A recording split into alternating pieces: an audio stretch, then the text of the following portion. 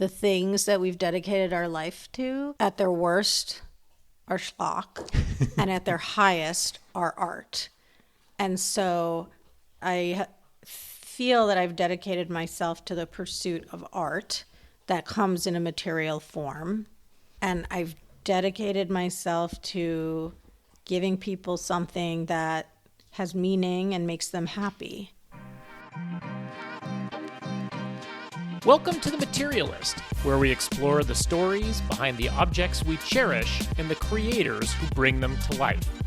I'm Mark Bridge, the founder and CEO of At Present, matchmaker to extraordinary jewelry, and I am your host. On this episode, we're joined by the incredibly talented Pamela Love, a designer whose jewelry combines artistry with a deep connection to the natural world, mysticism, and cultural symbolism. Pamela's pieces have a distinct edge, bold, unconventional, and inspired by everything from astrology to alchemy, not dissimilar from the designer herself. We'll dive into her creative process, the challenge and joy of building a creative business, and the way her background in fine art continues to shape her designs. Oh, and we get to meet her adorably precocious 2.5-year-old son Atticus, who drops by to offer his perspective on all the big questions. I'm so glad you're here. Welcome to The Materialist. I am here with Pamela Love and her son Atticus. It is such a delight to meet you in person. Likewise. We have had the pleasure of seeing and admiring and loving your jewelry for a long time and knowing of you, but have never had a chance to meet you in person. And so thank you for joining us. Of course. Thank you for the flexibility. For context, Atticus was not supposed to be on this podcast, but we had a child care snafu, so. Hello, What's your name? Atticus. Atticus, what are you up to today? Good.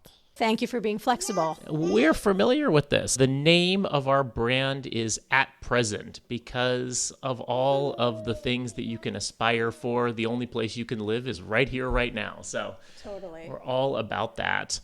For my benefit and also for our listeners, tell us who you are. What do you do? And why are we having this conversation? My name is Pamela Love. I am originally from New York City, Brooklyn, and I grew up in South Florida and moved back to New York when I was 18 for college. I went to school for film, and I wanted to be a director. After graduating from college, I was totally burnt out on film. In fact, I didn't go to the movies for 3 years. I couldn't watch a movie. I was like, I can't commit 2 hours of my life to a movie Because the craft of it was just you so watch daunting. So many movies in film school. Obviously you spend so much time making movies, but you watch so many movies and so many that you don't like. Sorry. And so you're like, oh, I just can't sit there. Now I'm obsessed with movies and I go to the movie theater all the time. I love the movies, but I had because it becomes too intellectual? You start thinking too much about it rather than just I think it's more just that, and I think it was more just dedicating hours of your time to something that you don't know if you're going to or not, and then you're in it and you don't like it and you can't get those hours back. Yeah. I was specifically studying the historical avant-garde, so I watched a lot of very weird movies, and some that I loved and some that were just like excruciating. Some that were just very avant-garde. So I couldn't really go to the movies for a couple of years. Eventually I got over it and I was like in the movies, now less 2.5-year-old. Yeah. But go to short films. yeah, we go to Blippy. short films. He loves a blippy moment. So after film school, I'd always been into fashion. I was into fashion in high school and middle school. I was always making anything I could with my hands. I was into painting and collaging and working in clay. And in high school, I started taking silversmithing classes. So working in metal, got some formative background in polishing and soldering. And I started looking for work after college. I worked retail and was trying to make it as a stylist and did some styling work, which was fun. But ultimately, I found myself making jewelry again. I had a friend at the time who was making jewelry, and we were just making things together. And I wanted to turn it into an actual solidified project brand because we were getting some traction. We had some stores that were interested and we started selling to a few stores. But ultimately, she ended up leaving New York. She didn't want to live in New York and she didn't really want to start a business. But I caught the bug and wanted to keep going. I started a new brand on my own with myself. It's always a good partner to have. Yeah. The best and worst. And I guess I'll circle back. You know, I wanted to go back to school for jewelry, but I didn't have the money to do. And my mom was visiting and we were in the diamond district. I was buying some chain and stones and my mom walked into a place with me and humiliated me and said, "Can my daughter work for you for free?" And so they said yes. And I ended up apprenticing or interning in the diamond district, honing some skills, getting better at soldering and learning about wax carving, and which is really what I fell in love with. I love wax carving. And why is that? What is the beauty of wax carving? Well, it's like little sculptures. I love I love working in clay. Actually, even some of my earliest pieces were I made in clay and then cast in metal. But wax is a better material to work with when you're building jewelry. It's not as forgiving as clay, but you can get far more detail. And it's just very fun and meditative. And yeah, for me, it's just, I'm a very like hands-on, focused, meticulous person, but I'm very micro, not macro, which is why I think making tiny detailed objects made much more sense to me than making a movie, because you can't control everything in a movie. And when you're making a tiny little universe, you can control all the details that go into it. So I started making my collection in the back of their workshop and slowly built it out and was working numerous jobs at the same time. I was styling. I was a painting assistant. I was working for free in the diamond district. I was just hustling 24/7. And it was a fun time. New York City in your early 20s. It's fun.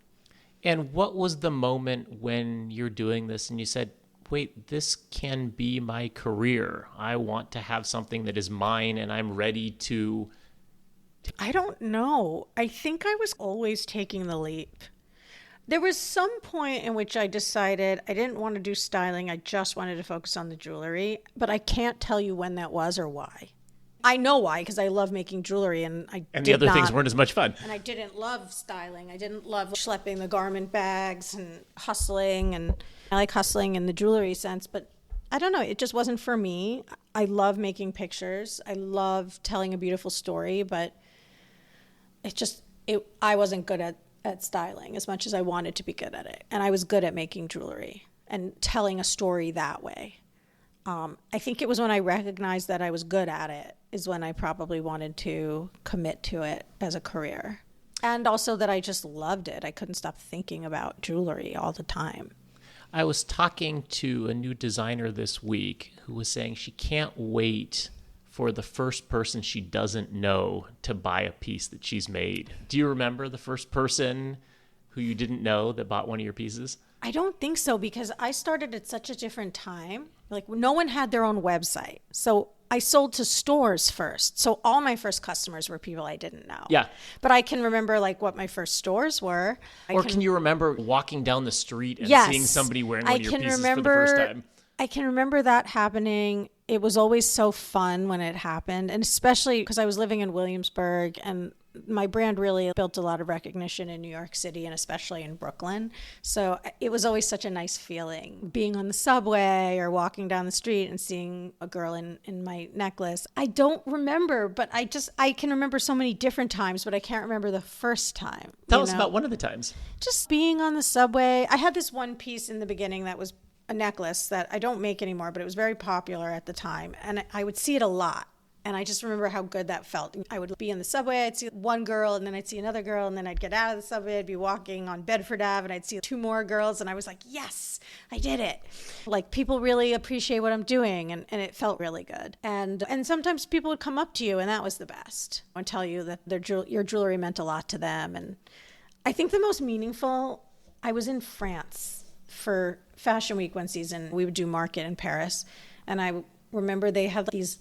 During Fashion Week, they would have these late nights at the Pompidou where you could go late, And I had an employee working with me who spoke French, and we were at the Pompidou, which I say like an American. And this student, he said he was a fashion student, came up to us, and he only spoke French, and he was, "Oh, you're Pamela Love."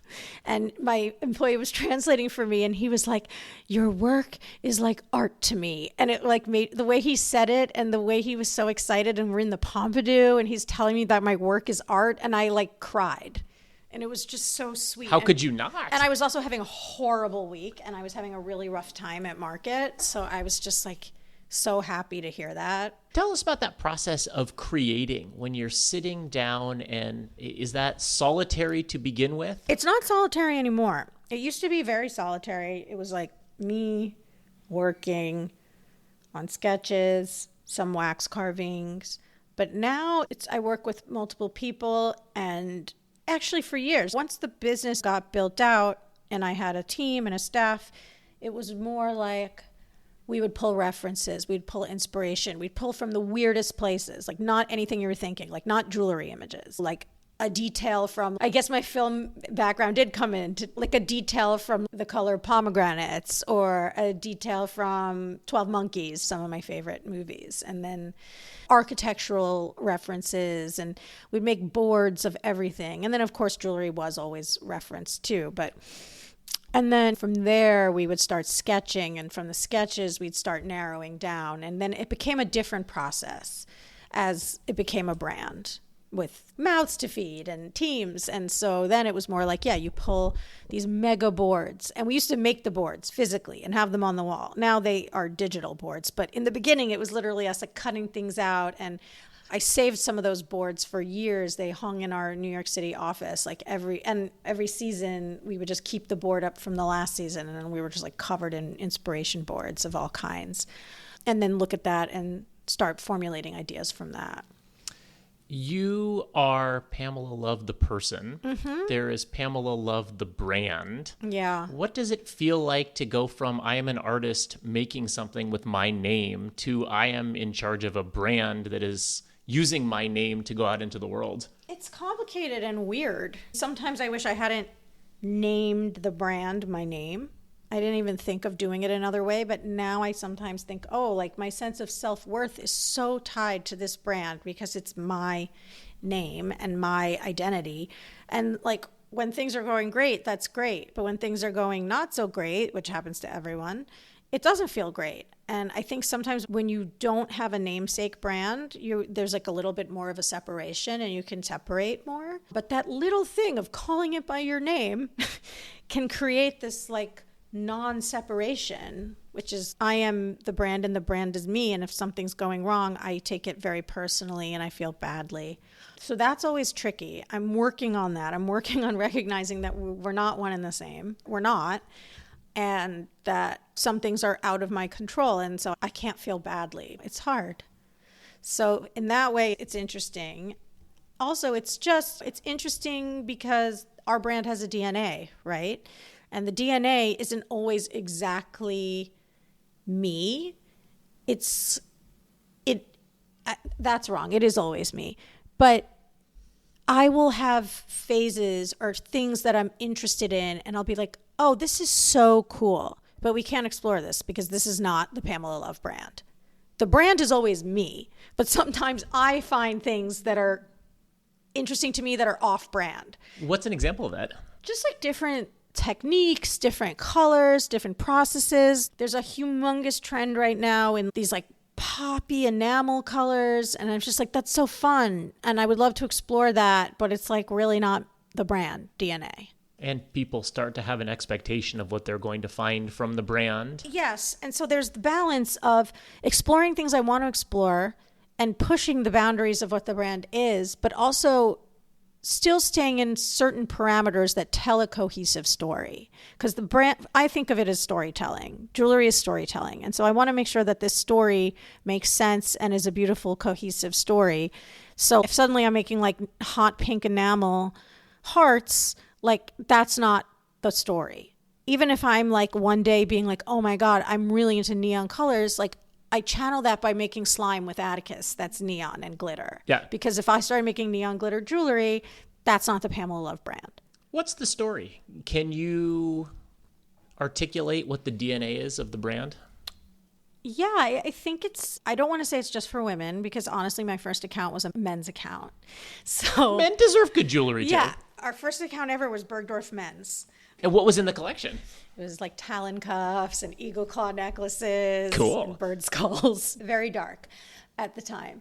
It's so funny how you evolve as a human being. But I used to wear fishnets and combat boots. And I think it's a man or a woman who's eclectic, romantic, worldly, a traveler, someone who's interested in exploring the deeper meaning in life and exploring these elements in culture that connect us all, you know? So I wouldn't say they're religious, but they're spiritual. I know that sounds a little cliche, but and someone that really appreciates how things are made.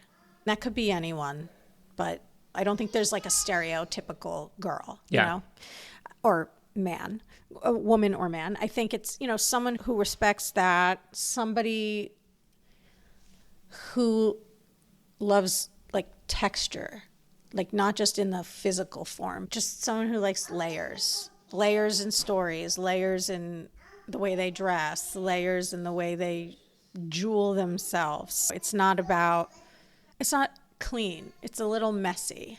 And I like that. I read you said at one point in an interview, I've always thought of myself as a symbolist. Yeah. What does that mean?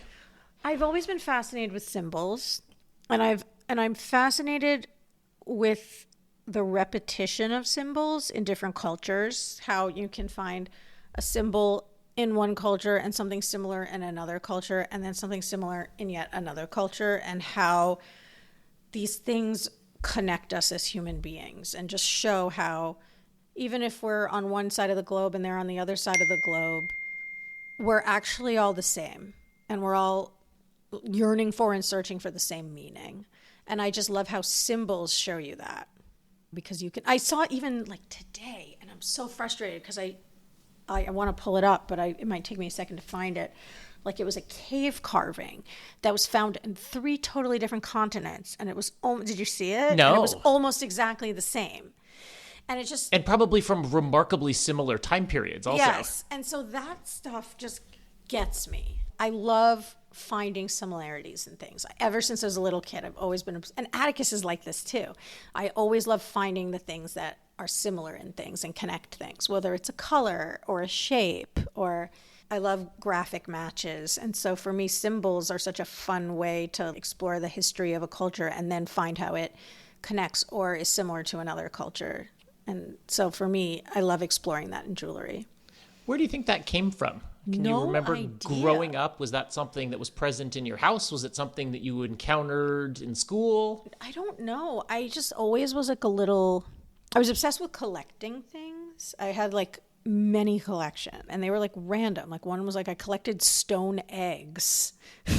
My grandmother gave me a stone egg, and then I had every stone in the shape of an egg. But I don't know. I just think I had this obsession with similarities and differences and comparing things and saying these 2 things are so different, but here's what's the same about them. I don't know where it comes from.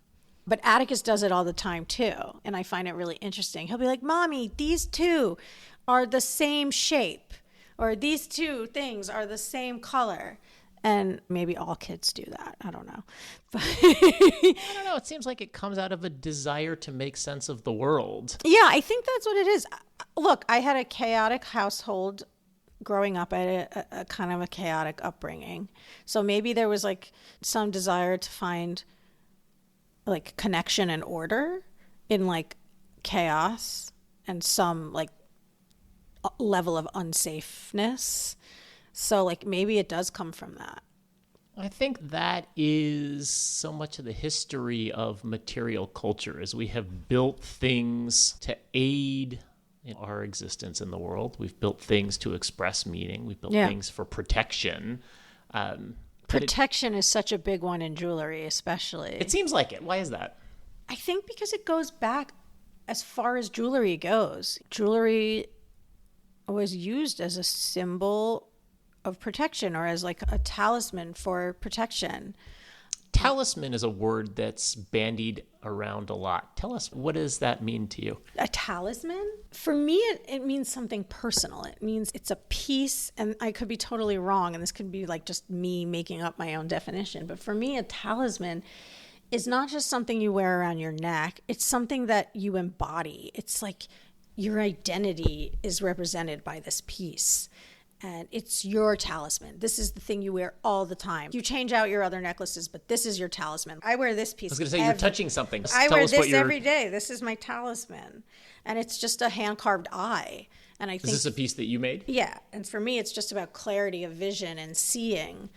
But I've been doing some work with a friend of mine.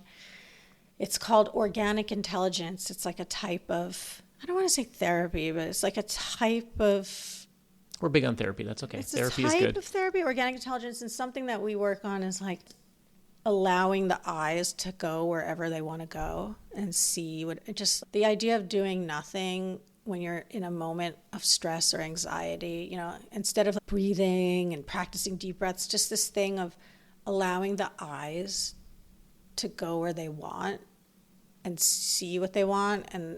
And it's like a very interesting practice. It was actually very difficult for me in the beginning because I was like, what? The eyes aren't separate from me. The eyes are seeing what I want to see. And then realizing that actually the eyes can wander, can be a surprise to you where they go. But something about that is really fascinating to me. I've always been fascinated by vision. That's one of those symbols in jewelry across time, across cultures. I mean, and a lot of seem to be times very it's central. for protection. Yeah. So I don't consider this one an evil eye. The evil eye in many cultures symbolizes protection against jealousy or curses. And my mom is really big on that stuff. There's a lot of that. But this one I don't think of as that. I think of this as like a symbol of clarity of vision and to bring myself clear vision and seeing clearly. I recently went through some tough stuff with my company and my former business partners. And I think I didn't have particularly clear vision when I got into that relationship. And so I think for me, I made this piece for myself as I was getting out of that. So for me, it's really important to go into things with clear eyes and understanding what you're getting yourself into. So for me, that's what this is really about. Are there other pieces you've made for yourself, marking other chapters in your journey? Always. See, what am I wearing right now? I'm wearing so much right now. But these are all from the same journey. This is all from the same chapter. Is that a current chapter? This is all the current chapter I'm in right now. Yeah, it's been a way. And also pieces of me that I'm like, oh my God, ew. And I can go back into And this. then other things where I'm like, wow, I really love this piece and I didn't appreciate it when I made it, you know? So, or appreciate it as much as I appreciate it now, or I didn't realize how much I liked it, because then I guess I didn't like it as much as I like it now. So that's always fun when you go back and you find things you did and you're like, oh, I really like this. But yeah, what was I just saying? Yeah, so and also I have all my like antique jewelry in there, and so it was really fun to go through I've been a big collector of vintage and antique jewelry from different periods. So there's a lot of fun stuff to look at. I think very much about adding meaning to things that are already made, but it's just so fascinating for me to hear, I made this and it had a meaning, and then as I wore it, it has more meaning. Or the meaning changes. That's such a fascinating thing that you just said, because I think as a consumer versus as a maker, like as a consumer, I do that. I do that in other categories. Like this XYZ means something to me because Brad got it for me on our anniversary or something. But in jewelry, I never do it because it's my medium. I do it when I'm making things. But if I purchase an antique piece of jewelry or a vintage piece of jewelry, I don't assign meaning to it. I'm just like, I appreciate the craft of this so much. Yeah. However, I do have pieces from both of my grandmothers, and those have a lot of meaning to me. For obvious reasons. They were passed down and they make me think of my grandmothers. And so in those there's meaning. But yeah, as a consumer of jewelry, I look at it very differently. But then in other categories, I do exactly what you're talking about. I assign meaning to these things, and I purchase things to commemorate things. And I think my customer does that, especially with, they're often buying to commemorate a moment. Or I get these beautiful stories from our store. They tell me, anyone who comes in, every day we get a full recap of every single person who walked through the store, what they were like, what they bought, what they're going through. And it's, you learn so much. And it's like people commemorating a graduation from getting a master's, finishing chemo, starting fertility treatments. Like it runs the gamut, and it's so beautiful. And they pick the pieces that resonate to them for whatever specific reason, if it relates to what they're going through, or even if it's just like a beautiful piece to mark that moment in time. But I love that I can do that for people. And do you think about that when you are creating? Does that have a feedback loop? I think so. I think about, yes, for sure. I think about all those things when I'm creating, especially with this most recent collection, that the Charm collection. I think so much of that was thinking about what people are going through, have gone through, and so much of that went into that collection. Tell us about other things when you're thinking about, all right, I'm taking off my maker hat and I'm becoming a consumer, or I'm becoming a, connoisseur of. What things do you bring into your life? I love shoes. I have a problem, though, because Brad also loves shoes, and we have no space. So That's why you had to move to LA, because you ran out of space in New York for shoes. I had more room in New York for shoes than I do here. What? Yeah, that's another conversation. But I do love jewelry. I buy a lot of jewelry, but that's a different kind of purchasing. That's a purchasing out of like fetishizing certain techniques and just being like, I cannot live without this creative, this is a marvel of creation. What was the most recent thing you found that blew your mind? This bracelet, and it seems so simple and silly. It's just like a braided piece, but I'm obsessed with braids. And it was such a perfectly braided, thin but flexible Italian piece.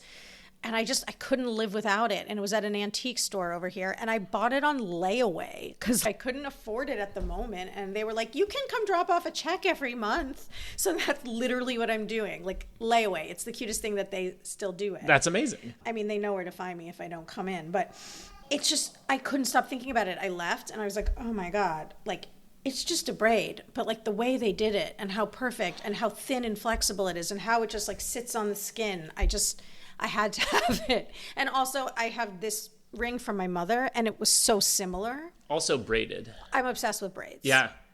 I can't braid my hair to save my life, but I can braid jewelry. I can braid metal. I can braid wax. Also the fact that it like matched this pinky ring from my mom, which is obviously has a lot of meaning to me because it's my mom's. Yeah. And it also started my obsession with braided jewelry. So it's also, I'm obsessed with it for that reason. So I had to get it and I couldn't afford it. But yeah, I think in every other category, I'm purchasing because I want that. I want to wear that. I want that because of how it looks on me and how it makes me feel about myself. But then in jewelry, it's such a different mode of purchasing for me because I'm also just such a nerd of the craft of making jewelry. So I would say almost all my jewelry purchases come from like being blown away by the way something was made or how it was made or a color that they achieved or a technique. And so it's a different type of purchasing. Are there contemporary artists whose work you admire? Yeah. There's so many. And I feel like we're all so friendly with each other. And so many of my friends are jewelry designers. Friend Beth has the line Foundry. I absolutely love what she does. It's so beautiful. We actually did a collaboration together, which was super fun. And I love her work. I love Marla Aaron. It's genius and it's funny and it's fun. And I just love what she does. And then, of course, there's houses like Emmerly, where you're just like astounded by everything they do. Anna Corey, everything Anna does is amazing, and I love her and I love her work. I think it's super beautiful and next level. Fernando George, I love his work, and he's also just the loveliest person. I love people who are pushing the boundaries of what jewelry is, and I think that too. Jar. obviously. Be all and end all. David Webb, obviously. David Webb is gone, but the brand, the product, I love it. I was very lucky. I think it was on my 27th birthday. I was connected to Mark, who's the creative director and owner, and I said, it's my birthday tomorrow, and all I want to do is just spend it in your atelier. And he let me. And it was like one of the greatest days of my life. Go into Willy Wonka's factory. Go through their archives, see them work, see them make things, meet the jewelers. It was just like so beautiful. It's just incredible. He was such a prolific designer. They just have such a backlog of designs they can still make. And that's insane to me. Susan Bell Perron, also dead. Insane work. Yeah. Was that enough names? That's enough names. A lot of really good ones. You could spend a lifetime exploring those collections. Yeah.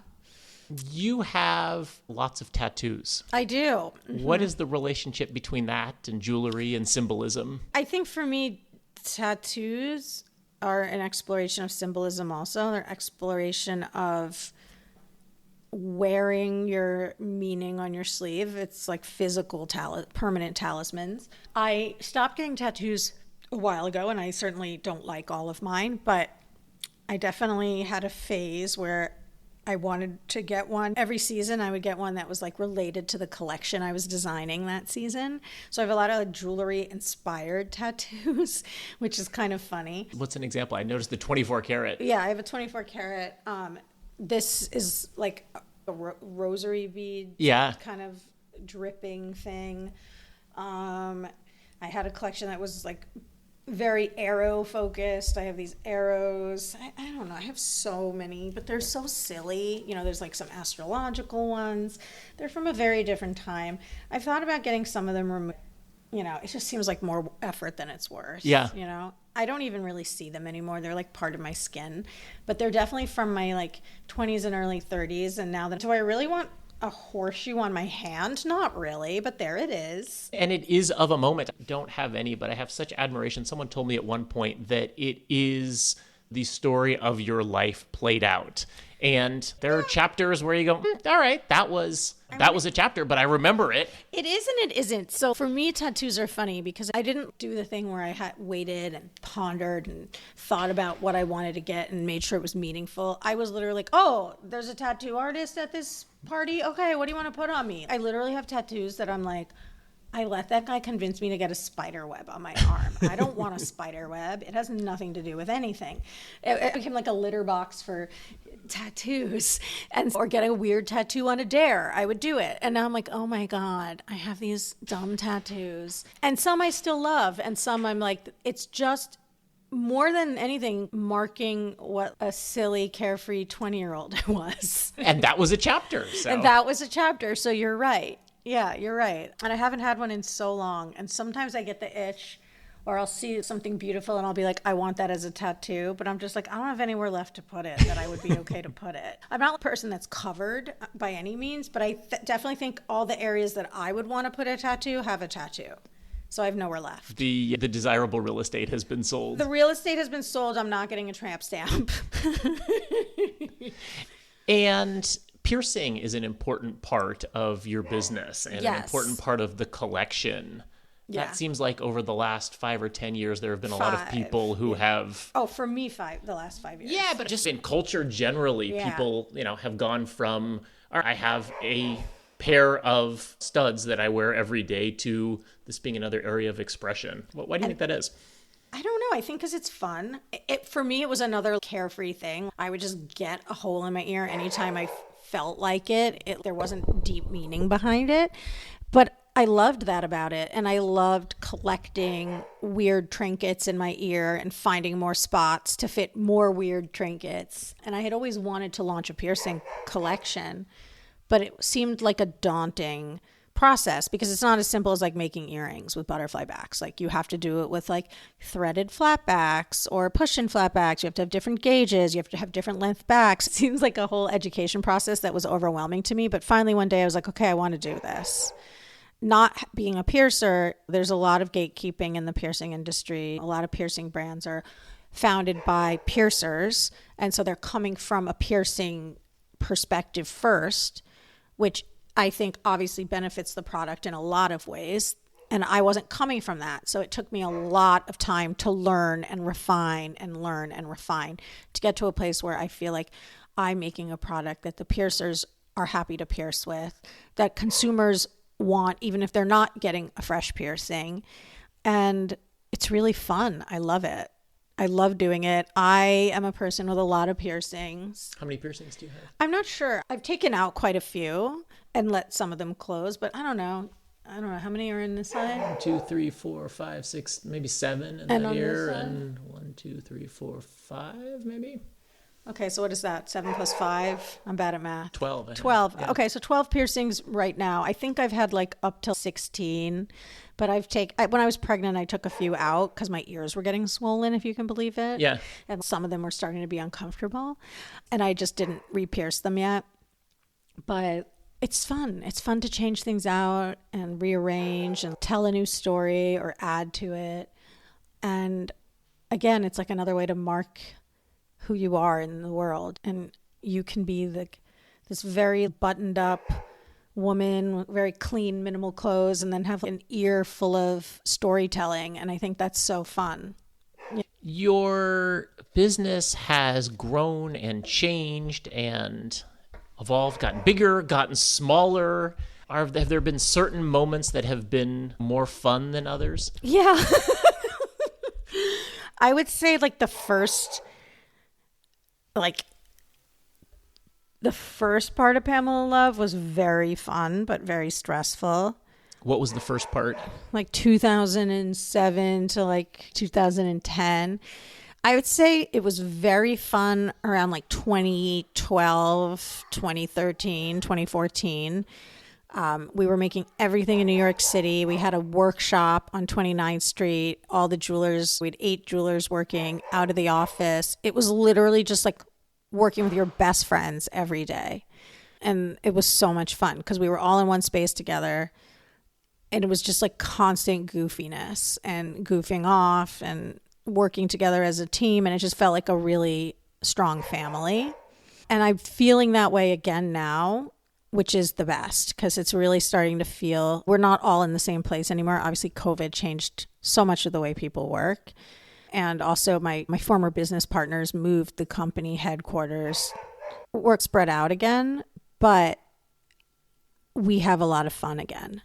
We were just talking about how businesses are organic entities, and we have these sort of relationships with them. And I think it's a particularly strange relationship when they feel like us or they feel like our children. Right. And then you realize they, in some ways, have their own independent existence, and we can guide them, we can direct them, but we are not them, or at least if they're successful and they grow, we are not them. Yeah. How do you think about what success means for you as a creative and as a business person? I think for me, success, money is nice, right? Everyone wants to make as much money as possible. But I think for me, success is really about having a really good work-life balance, which I don't have right now, but we're working on. You're working on the work-life balance. I'm working on the work-life balance and being able to make beautiful things that mean something to people and mean something to you. And someone asked me the other day, what's your plan for the business? Is it just to do this for a few more years, try to grow it and get out? And I was like, no, my only plan, and maybe this is not good that I don't have more of a plan, is that I just want to make beautiful things for as long as possible. I don't want to get out of anything. I just want to. That assumes that there's something else you'd rather be doing. There's nothing I'd rather be doing than making jewelry. I mean, except for spending time with my family. And that's to the balance part. Maybe you can have some of each of those things. And hanging out in our garden.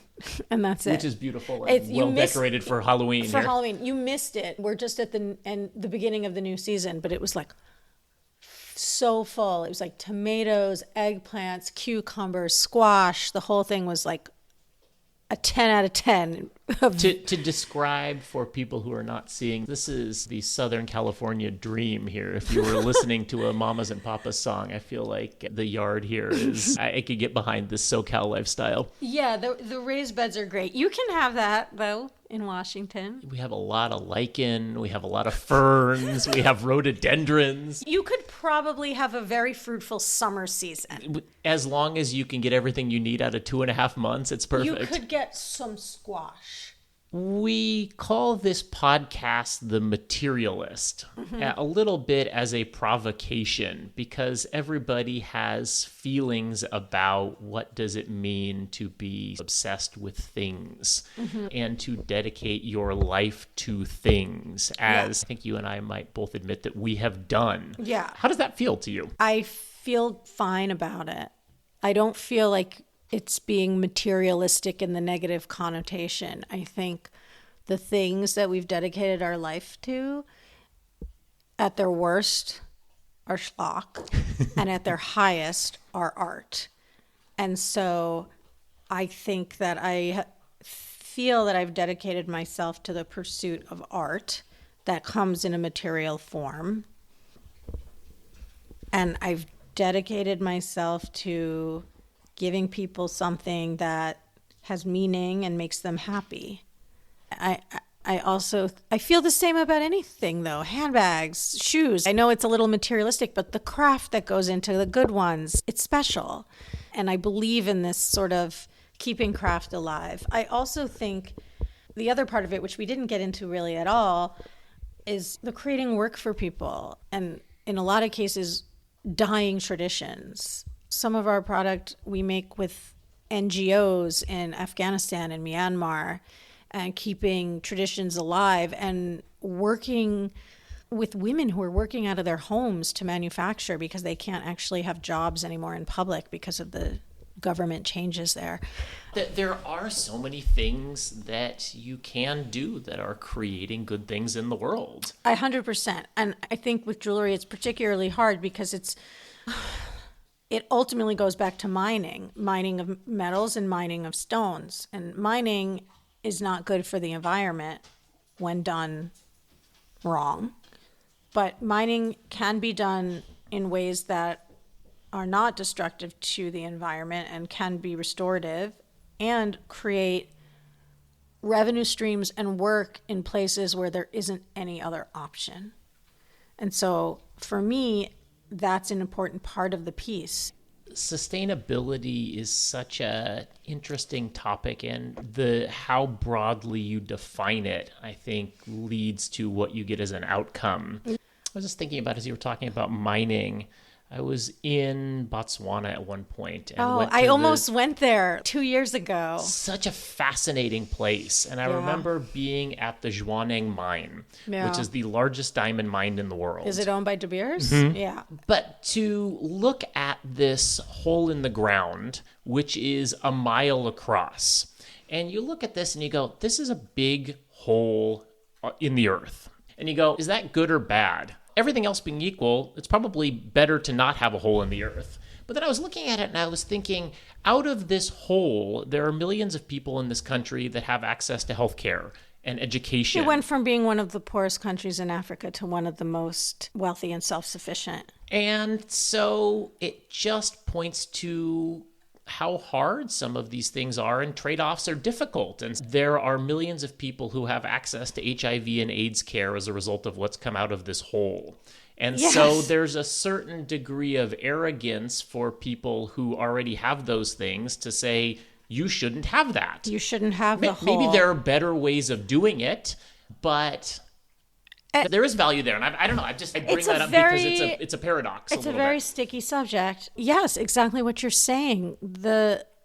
I spent some time in South America in some regions where the only product that they had to sell was gold. And I forget what the other one was, but it was like a metal that was no longer used for anything. So it was no longer a viable product.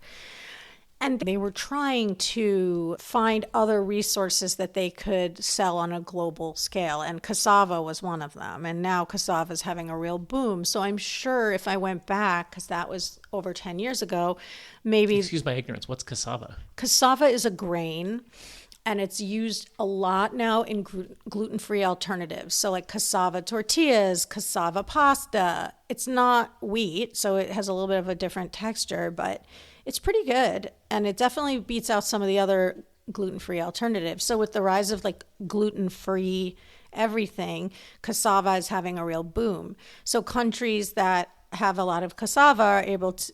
No one wanted cassava before, so all they had was gold.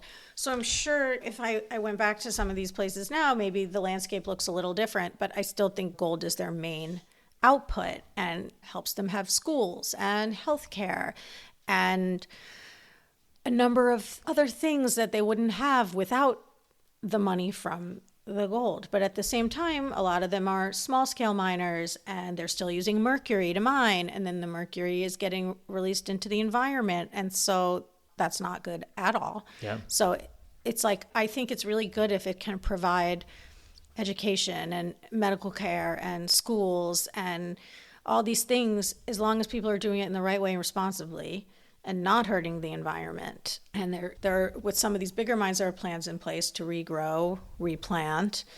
And some of these larger mines that I visited also had plans for, cleaning up the mercury that had been left by the smaller miners, by the artisanal miners, through planting of different crops that suck up the mercury and all sorts of things. So I think if you look at it from a holistic perspective where you're like, how do we fix some of the problems of the mining industry and do this in a more responsible way going forward, then it can definitely provide resources and revenue for communities that don't have a lot of options. And I feel the same about the jewelry making too. There's a lot of skills and talent all over the world and traditional skills of jewelry making. And these people just need a way to sell it on the global market in order to be able to make a life for themselves. Yeah.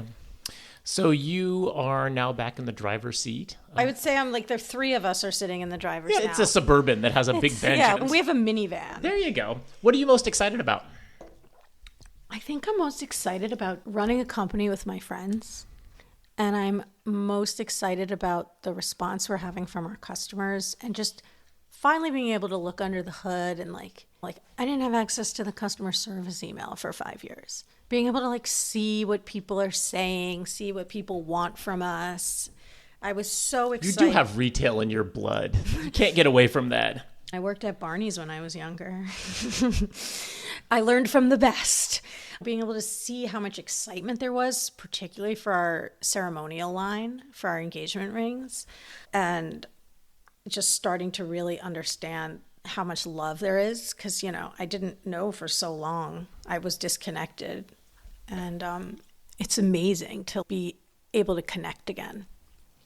If you were talking to an artist who had built a creative business, who's trying to figure out, all right, how do I grow? What advice would you give them? Raise money first. I didn't do it that way. Maybe find someone that believes in your creative vision and get some money and set aside some money and find someone else to put in some money so that you have the capital you need to realize your vision. That's a really boring suggestion, but I think it's the truth. It's a business-minded suggestion, but I've made a lot of mistakes, and I can say that I have learned a lot from them. And one of them was definitely having no real money when I started, just a little bit of money, making jewelry, selling that jewelry, using that money to make more jewelry. And just working that way is great and fun. But when you really have to start growing and you have to support all sorts of initiatives and you don't have this, I don't know, we call it a nest egg or a security of a partner, financial partner, it becomes difficult. So I would say do it more like a business maybe than I did. Are there natural inhibitors to growth? I think the biggest inhibitor to growth is your definition of growth, right? If you think your only growth is if your numbers are going up and you're making more money, then you're not going to grow. because growth involves so many other things. And like I said, for me, like growth is happiness, work-life balance, being able to do what I love, like that's success and growth. I just think we're in too fragile of a time. I don't think people want soulless brands that are just focused on cranking and making a lot of money. I might be wrong, and it might just be wishful, but I really do believe that people want something authentic and that means something to them and resonates. And I think that brands like that aren't just thinking about the numbers. It's probably as good a place as any to end it. One thing that I always like to ask at the end of every episode is if there are 3 artists or creators or brands that you would recommend, things that you think that people haven't encountered that they should check out, what would they be? Oh, that's a fun question. I will always say Francesco Clemente. If you don't know who Francesco Clemente is, then he's an incredible painter, and I was lucky enough to be his painting assistant for over a decade. I'm slightly partial, but I think he's one of the most incredible artists living or just in the history of art. That would be my first one. I feel like we're doing a lot of furniture stuff for the house right now. The girl who made those incredible chairs in the other room, Sam Klemick Studio. And it's funny is I think either Lizzie or Catherine has those chairs too. It's appropriate, okay. So I don't know if maybe one of them recommended her also, but Sam Klemick Studio makes the most insane furniture, and I'm so lucky we have those chairs from her. They're so beautiful, and there's just so much about them and so much meaning in them. And then let me think, what else? Let's say Lucy Ree Pottery, although I'm sure maybe not everyone knows about Lucy Ree, and she's no longer alive, but she's an incredible ceramicist whose work I'm obsessed with. So if you like ceramics, you should look her up. Thank you.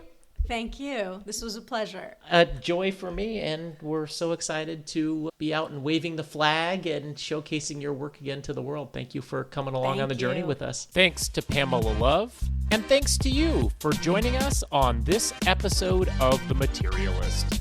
The Materialist is a production of At Present, matchmaker to extraordinary jewelry.